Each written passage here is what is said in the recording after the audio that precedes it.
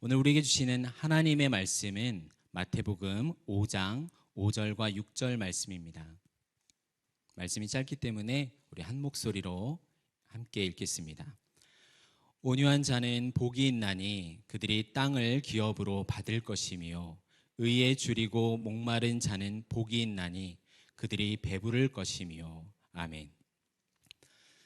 마태복음 5장에서 7장까지를 예수님께서 산에서 베푸신 가르침이라 하여 산상수훈이라 합니다.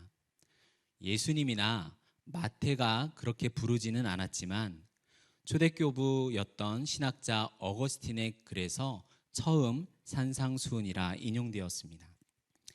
일찍이 하나님께서는 시내산에서 모세를 통하여 이스라엘에게 친히 율법을 베풀어 하나님 나라의 복음을 이야기하셨습니다. 그리고 아주 많은 시간 동안 선지자들을 끊임없이 보내시면서 하나님 나라의 말씀을 또한 전하게 하셨습니다. 그리고 이제 마지막 때에 하나님께서 사람이 되셔서 자신에게 나온 제자들의 무리를 이끌고 산에 오르신 후 친히 입을 열어 하나님 나라에 관하여 가르치신 내용이 바로 산상수훈입니다. 하나님께서 입을 열면 그동안 얼마나 하고 싶으신 말씀이 많았을까요? 지금 이스라엘은 하나님을 떠나 불순종하고 우상 숭배로 인해서 이방 나라의 압제 가운데 있습니다. 종교 지도자들은 자기 열심에서 비롯된 의를 자랑하며 하나님 나라가 자신들의 것이라 여겼지만 대부분의 사람들은 단순한 선민 사상과 정치적인 메시아를 기다리고 있었습니다. 이런 모습을 볼 때 저 같으면 이놈의 자식들 하면서 저주와 심판을 퍼부을 것 같은데, 신실하시고 사랑이 풍성한 하나님께서는 그런 자들에게 너희들은 복이 있다라고 말씀하고 있습니다. 실패하고 절망 속에 있는 자들에게 너희는 행복하다라고 하시는 것입니다. 8가지의 복을 이야기하시면서 처음과 마지막에 천국이 너희 것이라 말씀합니다. 복 있는 사람의 앞과 뒤를 천국으로 감싸고 있습니다. 천국, 이 하나님 나라는 처음부터 복된 나라였습니다. 믿음의 조상인 아브라함을 택하시고 부르시어 내가 너를 축복하고 복을 주어서 너를 통하여서 네가 복이 될지라, 복의 근원이 되어 천하 만민이 복을 얻게 될 것이다 라고 약속하셨습니다. 이러한 복된 천국은 누가 상속받는 것일까요? 아버지의 재산은 자녀가 상속받는 게 당연합니다. 지금은 비록 실패하고 절망하여 낙심과 우울, 안타깝고 가난한 상황 가운데 있지만 너희가 하나님을 아버지라 부르는 너희들에게 하나님께서 천국을 상속시키실 것이기 때문에 너희는 복이 있다라는 것입니다. 주님 앞에 모인 제자들과 수많은 무리들은 세상의 눈으로 보면 고난받고 실패한 인생 같지만 이들의 눈물과 아픔이 꼭 나쁜 것만은 아닙니다. 이런 것이 없었다면 자기를 고치시고 싸매실 구원자를 기다리며 지금 이 자리에 앉아 말씀을 듣고 있지 않기 때문입니다. 우리도 마찬가지예요. 이 자리에 인생이 나의 뜻과는 너무나 다르게 흘러가고 있다라고 느껴지고 인생의 긴 어두운 터널을 지나며 상처 입은 분이 계실까요? 우리들이 이 산상수훈이 마쳤을 때 예수님께서 권위 있는 말씀을 하신 것에 사람들이 너무 놀란 것처럼 오늘 팔복의 말씀을 통하여, 그리고 산상수훈의 모든 말씀을 통하여 하나님이 이런 분이구나, 예수님 안에서 나의 새로운 정체성이 무엇인지를 발견하게 되시길 주님의 이름으로 축원합니다. 팔복은 흔히 복이 있다는 표현이 8번 사용되었다고 해서 8종류의 사람들이 있다라고 생각할 수 있지만 그렇지 않습니다. 산상수훈이 그리스도를 믿고 따르는 제자들에게 주어진 것이라는 것을 염두에 둘 때 이것은 한 부류가 가지는, 그러나 하나의 특별한 부류가 가지고 있는 다양한 모습과 태도를 이야기한다라는 것을 우리에게 분명히 말하고 있습니다. 바로 하나님 나라의 왕이신 그리스도에게 속한 우리의 모습입니다. 그래서 팔복의 내용은 세상과 구별된 우리 그리스도인의 초상화와 같다라고 할 수 있습니다. 이 중심에는 예수 그리스도가 계십니다. 따라서 복의 근원이 되시는 그리스도와 함께 있는 너희가 곧 그리스도로 인해 복을 소유한 자들이라며 가르치고 계신 것입니다. 이 각각의 복과 묘사된 성품들은 서로 자연스럽게 연결되어 있습니다. 우리는 어제 심령이 가난한 자와 애통하는 자에 대해서 들었습니다. 심령이 가난한 자는 누구였죠? 영혼이 가난하여 스스로 자기 영혼을 지탱할 능력이 없어서 누가 그 영혼을 붙들어주고 도와주지 않으면 살 수 없는 영적 무능력자, 영적 거린인 자를 가리킵니다. 따라서 심령의 가난은 내가 영적인 파산 상태라는 것을 아는 자기인식입니다. 이것은 하나님 앞에서 나의 도덕적 무가치함과 무익함을 인식하고 고백하는 것입니다. 그래서 우리의 삶은 충만해지기에 앞서서 먼저 비워져야 한다는 위대한 원리가 담겨 있습니다. 내가 무엇을 행하느냐보다 더 중요한 것은 내가 하나님의 면전 앞에 어떠한 존재이냐가 더 중요합니다. 우리는 반드시 생명의 하나님께로 가야 하기에 인간의 헛된 지식과 의, 도덕적 자부심을 버리고 은밀한 중에 보시는 하나님 앞에 자신의 부끄러운 민낯을 보아야 합니다. 그러면 복이 있습니다. 가진 것과 자격이 없는 자가 천국을 소유할 수 있었기에 참으로 복되며 참으로 은혜입니다.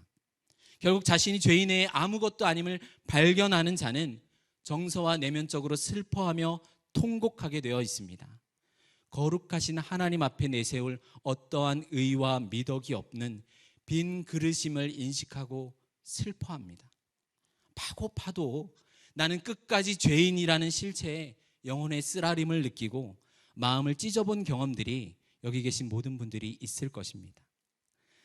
또한 이 세상의 불의와 비참한 현실을, 이 죄악된 현실이 얼마나 끔찍한지를 철저하게 인식하는 자는 애통하지 않을 수 없습니다. 내가 사랑으로 붙들었던 세상적인 기쁨을 잃어가는 동안 성령께서 영원한 것들로 채우시는 위로가 주어질 것입니다. 이제 오늘부터 이제 3절과 4절을 통하여 5절과 6절을 통해서 온유한 자와 의에 줄이고 목마른 자에 대해서 들어보겠습니다. 우리 5절 함께 읽겠습니다. 온유한 자는 복이 있나니 그들이 땅을 기업으로 받을 것이며 아멘. 온유한 자가 복이 있다는 말씀은 어떻게 들어보면 참으로 당연하고 자연스럽게 느껴집니다. 그렇지, 성품이 온유하고 착한 자라야 적어도 이 정도는 되어야 천국을 소유할 자격이 있는 자라고 여겨집니다. 그러나 성경이 말하는 온유는 단순한 성품이나 기질과는 거리가 있습니다. 보통 우리가 집 하나 소유하려고 해도 정보가 필요하고 시간이 필요하고 노력과 능력이 필요합니다. 그러나 성경은 온유한 자가 땅을 차지한다라고 가르칩니다. 이 전쟁을 일으켜서 다른 나라를 정복하려고 하는 나라나 그 국민을 볼 때, 그 군인들을 또한 볼 때 온유하다라고 말하지는 세상적으로도 그렇게 말하지는 않습니다. 성경에서 온유하다라고 말하는 헬라어는 히브리어에서 고통받다, 낮추어지다라는 단어와 밀접한 관련이 있습니다. 영적으로 가난한 처지에 있어서 이제 슬퍼하는 자가 동시에 가져야 하는 자세를 가리키는 말입니다. 내가 비워지고 낮추어졌을 때 자연스럽게 얻어질 수 있는 게 온유입니다. 그래서 첫째, 하나님을 향해서는 말씀과 뜻에 순종합니다. 둘째, 사람들에게 대해서는 관대하게 됩니다. 온유 역시 타고난 기질과 성품이 아니라 성령께서 역사하시는 은혜로 주어지는 성품입니다. 이러한 온유한 자가 땅을 차지한다는 구절이 시편 37편 11절에도 나옵니다. 이 37편 전체를 보면 악을 행하는 자들 때문에 너는 불평하지 말아라. 하나님을 기뻐하고 너의 길을 하나님께 맡기라. 그리하면 그가 너의 길을 지도하실 것이다. 그가 이루실 것이다. 악을 행하는 자는 끊어지나 하나님을 소망하는 자는 땅을 차지하리로다. 이렇게 말씀합니다. 그래서 지금은 비록 비참한 처지에 있지만 나의 길을 인도하리라고 약속하신 하나님께 소망을 둔 자가 바로 온유한 자입니다. 우리는 이런 온유한 자의 대표를 구약에서 먼저 만나보실 수 있습니다. 누굴까요? 모세입니다. 우리 민수기 12장 3절을 읽어보겠습니다. 이 사람 모세는 온유함이 지면의 모든 사람보다 더하더라. 아멘. 이 온유를 알기 위해서는 민수기 11장부터 12장까지의 내용을 먼저 좀 아는 게 필요합니다. 시내산에서 약속의 땅을 향해 출발한 이스라엘은 악한 말로 하나님께 원망을 하였습니다. 이 말을 여호와께서 들으셨고 진노하셨습니다. 불로 진을 막 사르셨어요. 그럼에도 불구하고 다시 또한 탐욕을 품는데 이 우리에게 주어진 하늘로부터 온 만나는 너무 질리고 애굽에서 먹던 것들이 그립다고 말하면서 각자 자기 진영에서 막 장막에서 슬퍼하면서 막 울고 있는 거예요. 이 우는 소리를 하나님께서 들으셨습니다. 여호와를 향하여 악한 말을 하는 것도 들으시고 그들이 자기 자신들의 탐욕 때문에 울고 있는 것도 보셨습니다. 이것을 모세 또한 들으면서 하나님께 기도합니다. 하나님의 진노가 클 때 모세 역시 기뻐하지 않으면서 뭐라고 기도하냐면, 하나님, 왜 내게 은혜를 주시지 않아서 이 모든 백성을 내가 맡아서 그 짐을 내가 지게 합니까? 내가 출애굽시킨 것도 아니잖아요. 내가 어떻게 이들을 끌고 약속의 땅으로 갑니까? 이들이 나한테 고기를 내놓으라고 하는데 내가 어디서 끌고 와서 이 많은 사람들에게 고기를 줍니까? 이 책임이 너무 커서 나 혼자 이 모든 백성을 감당할 수 없습니다. 즉시 나를 죽여서 내가 고난당하지 않게 하소서. 이렇게 기도해요. 이스라엘의 원망과 불평이라는 것 앞에 모세도 마음이 가난해지고 자신의 무능력함을 고백했습니다. 물론 모세도 잘못이 있어요. 이스라엘의 모든 짐을 여호와께서 홀로 담당하고 계심에도 불구하고 자기가 짊어졌다는 판단과 오해가 있습니다. 이때 하나님께서 무엇이라고 대답하시냐면, 내가 언제 너에게 혼자 이것을 짊어지도록 했니? 장로와 지도자들 70명을 모아라. 내가 너와 말할 때 임한 영을 그들에게도 주겠다. 그렇게 말씀하신 후에 한순간 70명의 지도와 지도자들과 장로들에게 하나님의 영이 임했습니다. 그리고는 백성들의 요구대로 메추라기 고기를 주었어요. 그들이 실컷 배부르게 하였지만 그 상황에서도 탐욕으로 인해서 메추라기를 먹고 남은 모든 것들을 막 진열해 놓은 자들이 있었습니다. 그러한 자들은 하나님께서 또한 진노로 심판하셨습니다. 이렇게 계속 하나님과 자신을 원망하는 백성들에게 핍박을 받아서 마음이 상했던 모세는 이후 12장을 보면 구스 여자를 아내로 취했습니다. 구스는 창세기 노아의 손자이며 함의 아들입니다. 검다라는 뜻입니다.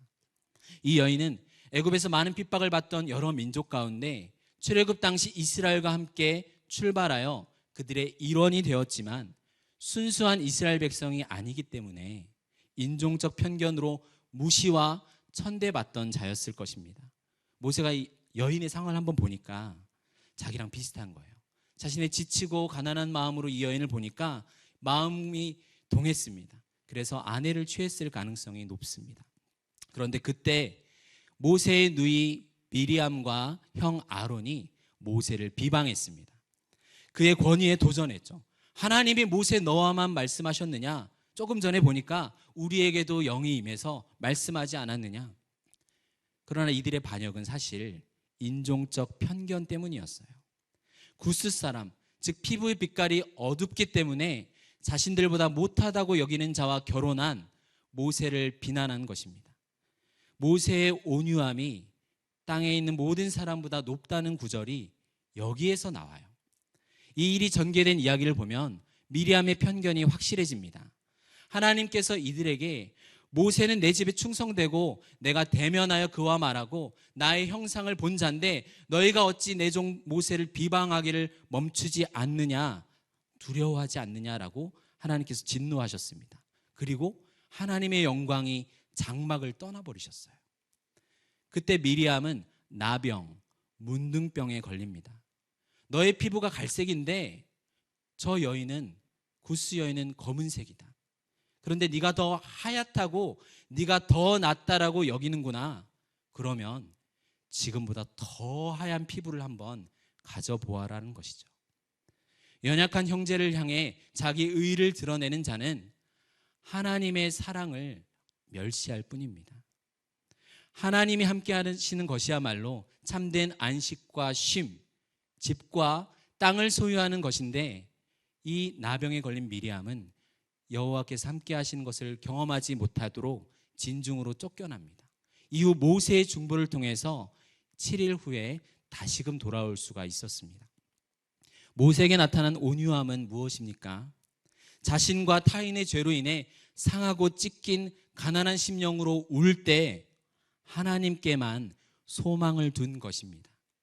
이스라엘 민족의 운명을 혼자 짊어지고 더 이상 스스로 이들을 인도하려고 하지 않고 하나님께 맡긴 것입니다.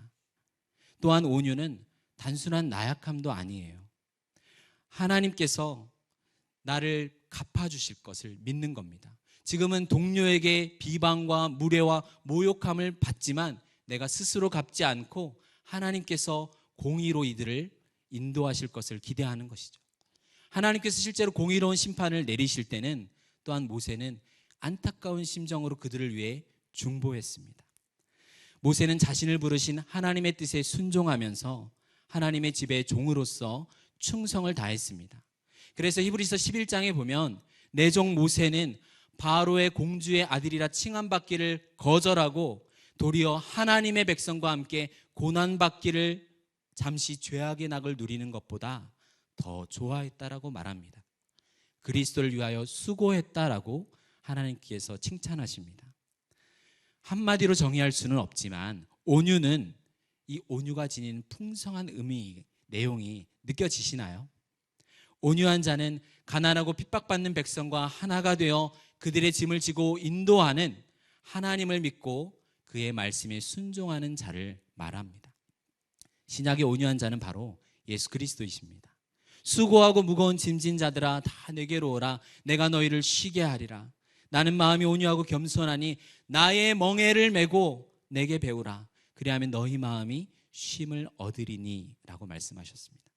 주님은 우리에게 약속의 땅을 허락하심으로 쉼을 주시기 위해 죄인과 하나가 되어 사랑의 멍에를 지셨습니다. 마태복음 21장 5절을 함께 읽어볼까요? 시온 딸에게 이르기를 내 왕이 내게 임하나니 그는 겸손하여 나귀 곧 멍에 매는 짐승의 새끼를 탓도다 하라 하였느니라. 아멘. 여기서 겸손이라는 단어의 헬라어가 오늘 온유라고 번역된 단어와 사실 같습니다. 자신은 무능력하며 가난하기에 애통하면서 하나님께서 참된 구원을 베푸시길 소망하는 자의 마음입니다. 연약하고 때로는 완악한 타인을 향해서는 그 마음에 있는 짐을 불쌍히 여기면서 담당하는 자가 온유한 자입니다. 나귀를 타고 호산나 호산나 하며 외치는 이들의 소리를 들으며 예루살렘으로 주께서 입성하셨습니다. 나를 구원하소서라는 호산나 기도의 응답으로 주님은 죄인과 하나가 되셨습니다. 나귀는 붉은 짐승이라는 뜻이에요. 성경에 그런데 붉다라는 뜻을 가진 다른 하나가 있습니다. 바로 인간입니다. 어린 양께서 나귀를 타셨습니다. 어린 양이신 죄 없으신 그리스도께서 나귀, 붉다라고 하는 짐승, 죄인과 하나가 되어 지금 예루살렘으로 입성하셨습니다. 주님께서는, 십자가를 지신 주님께서는 이 거룩하신 주님임에도 그 주님께 인생을 맡긴 자를 외면하지 않고 그에게 영원한 복을 주시기 위해서 하나가 되신 것입니다. 그리스도와 함께 하나님 나라의 공동 상속자가 되어 하나님과 함께하는 평강과 약속의 땅을 얻게 된 것입니다. 바울은 또한 교회의 신자들 사이에 일어난 문제들을 온유한 심령으로 다루라고 이야기했습니다. 그리고 다른 사람에게 복음을 전할 때도 너희 속에 있는 소망의 이유를 온유함으로 전하라고 베드로는 이야기했습니다. 우리는 문제 있는 자들의 연약함과 고통을 나의 것으로 여기면서 나를 구원하소서라고 기도하는 것입니다. 복음을 들어야 할 자들보다 내가 무엇이 더 월등하거나 더 낫다는 태도로 무언가를 내가 가르칠 것이 많아서 이야기하는 것이 아닙니다. 온유함은 그리스도를 통하여 다른 이들에게 축복을 주기 위해서 사용되는 통로의 성품입니다. 하나님의 뜻을 즐겁게 감수하기에 신자는 동료에 의해 받게 되는 모욕과 무례함, 수치를 끈기 있게 견디며 인내하는 것입니다. 지금 그러한 자의 심령에 하나님께서 거하시는 처소를 여러분 각자에게 심기셨고, 마침내 우리가 거할 처소가 영원한 그 처소가 하늘로부터 주어질 것이기에 우리 모두 복이 있다라고 하는 겁니다. 본문 6절을 우리 함께 읽겠습니다.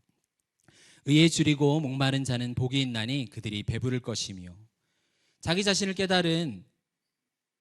바라볼 때 이 깨달은 영적 가난과 애통 가운데 하나님께 소망을 두고 바라보는 자는, 그 온유한 자는 하늘로부터 채워질 선물이 무엇인지 분명히 밝혀주고 있습니다. 그것은 아담의 타락 이후에 죄 가운데 태어난 모든 인류가 가져보지 못한 의였습니다.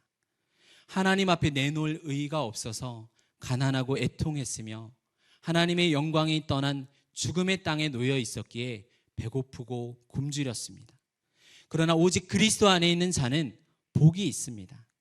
하나님이신 예수님께서 자신의 의로 채우실 것이기 때문입니다. 오늘날 많은 사람들이 자신의 마음을 채우기 위해서 이런저런 방법을 사용합니다. 여러 신비적 체험, 다른 종교에도 창념해보고 SNS 같은 사회적 관계, 쇼핑, 여러 시도를 합니다. 그러나 실상 참된 양식이 아닌 것으로 채우려 할 뿐입니다. 이때 신자인 우리 모두 스스로 돌아보아야 합니다. 나는 무엇에 줄여 있는가? 인간의 육체적인 생명은 이 물과 음식에 달려 있죠.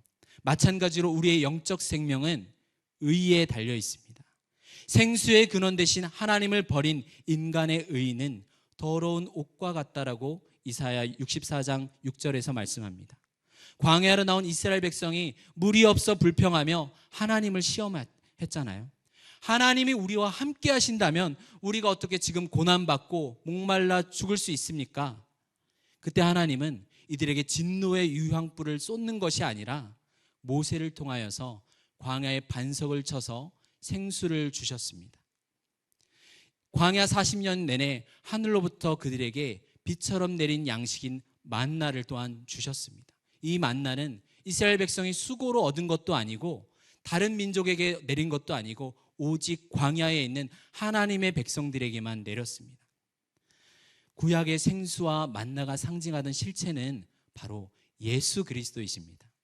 불평하던 이스라엘과 함께 하셨던 하나님과 동일하게 사람이 되셔서 이 땅 가운데 오신 주님은 임마누엘이십니다.